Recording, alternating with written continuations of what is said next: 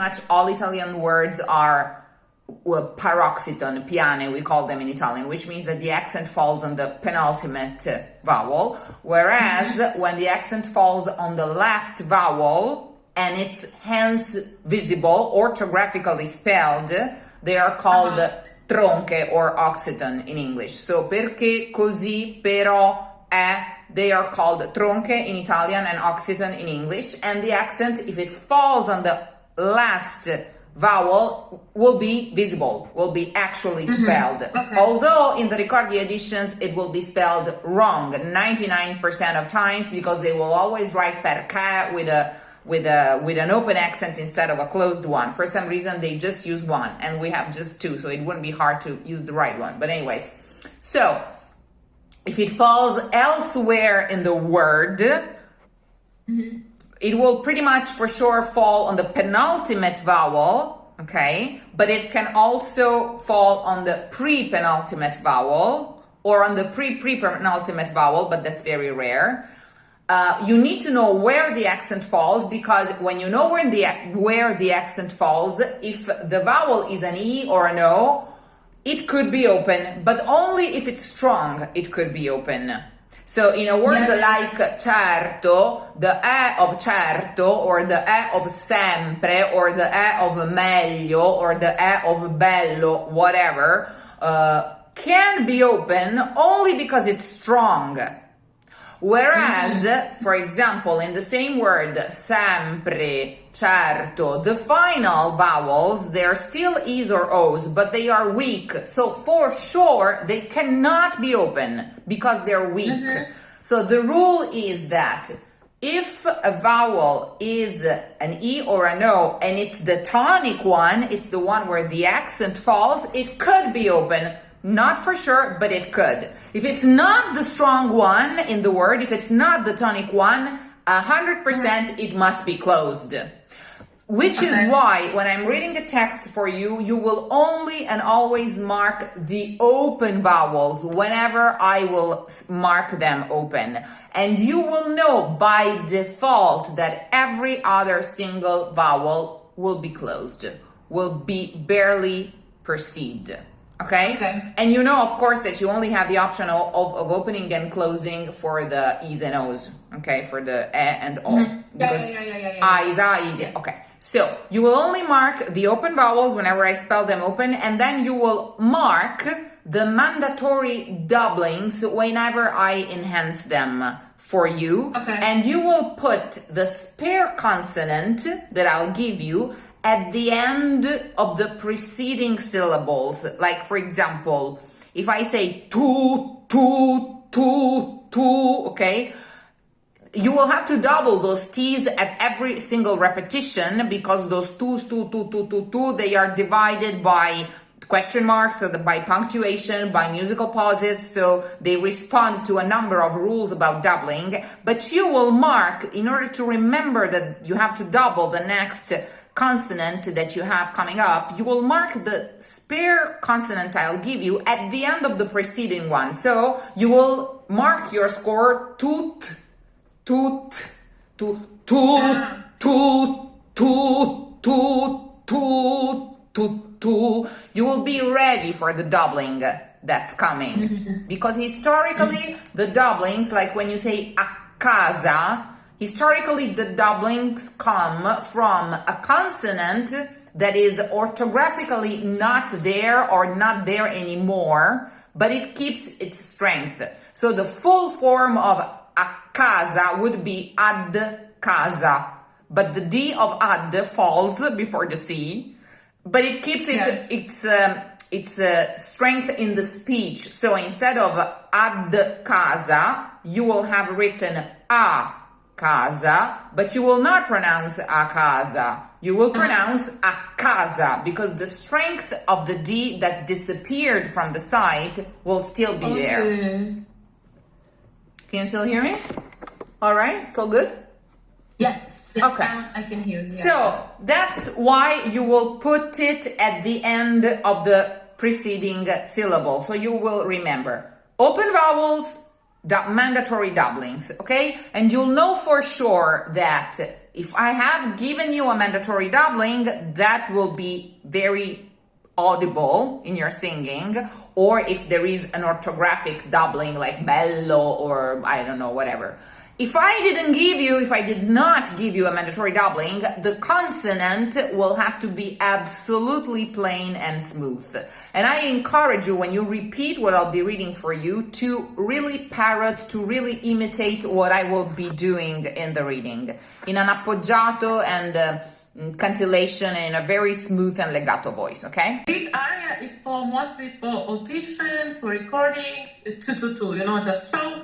Just for the record, the entire role of Chocho-san is, you know that I have an archive of recordings with, Yes. Okay. Did you check it? Because the role of Chocho-san is on there. I don't know in which one it is because it's the full role, so 222 is at some point in the last recording. Did you find it? Did you even try to check it out? Check it out, yeah. Anyways, you did find it. You know that it's there if you want to use it. Yeah. Because for the very first times, I recommend not to use it, but when you don't know the method yet, you cannot benefit of the recordings as much as you could after you have worked with me. After having taken care of the diction, you would keep muttering this diction until it becomes unperceivable. And then you will even start singing the aria mute. Make sure that you don't do any spare efforts to correctly pronounce what you're saying, okay?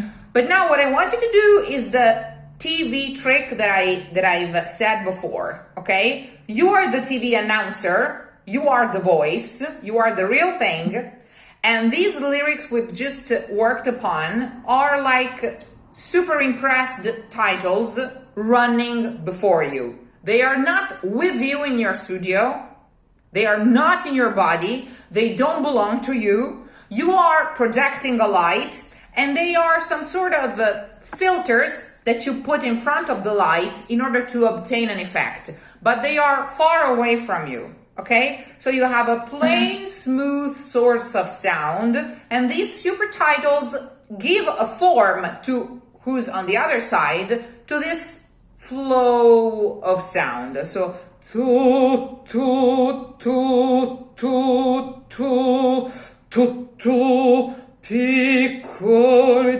Dio, amore, amore mio. So you would do it one time the way I'm doing it on one note. Then you could also do it without sound at all in your mind. Okay? And then you will start sneaking in the pitch every now and then, marking it and making sure that this anesthetized feeling that you have in your throat and in your mouth never ever changes, that is never bothered, that is never affected. You have this soft, easy, comfortable feeling in your larynx. It stays where it has to be at all times. The diction is far away from you. All you have to do is think about it correctly and we will get what we have to get. Okay, yeah. If the correct version is piccolo Dio, do it for me the way I did it. Piccolo Dio. Nothing's open. Piccolo, piccolo Dio. Piccolo Dio. Take a snapshot, take a screenshot from the inside, a tactile screenshot of what you just did, and now put the notes in without changing that screenshot. Okay. Same vowel. If it was piccolo, it has to stay piccolo. Piccolo Dio. They're all closed. They don't change phonetics when you have to sing them, because in your machine, nothing changes. Piccolo Dio.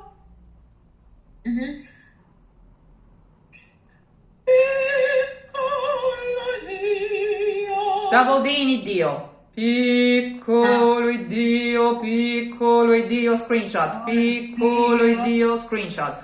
Piccolo Dio, piccolo Dio, Has to feel the same. Ricordio. Okay.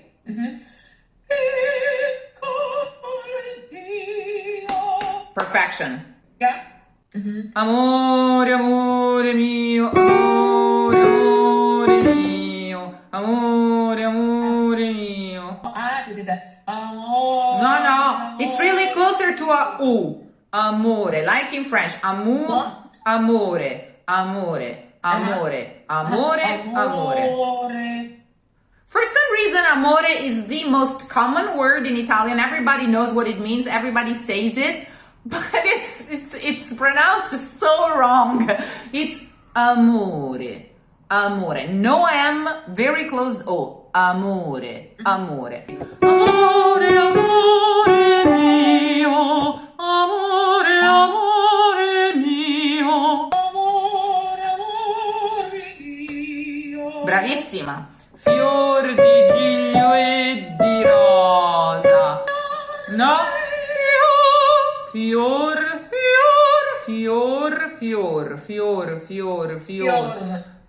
Fior, closer to a U. Closed O's are closer to a U. Okay.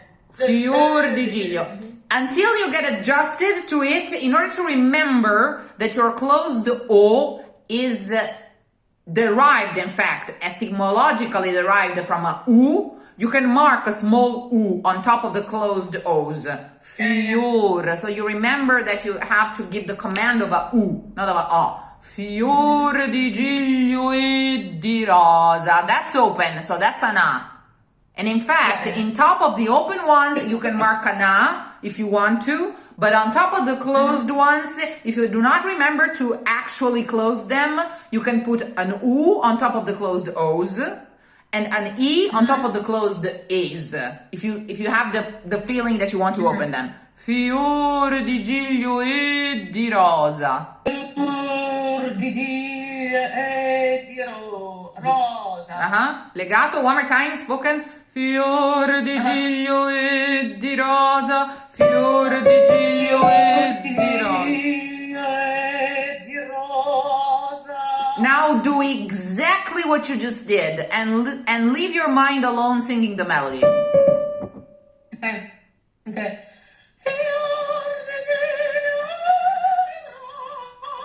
More D. Fior di giglio e di rosa. Di rosa.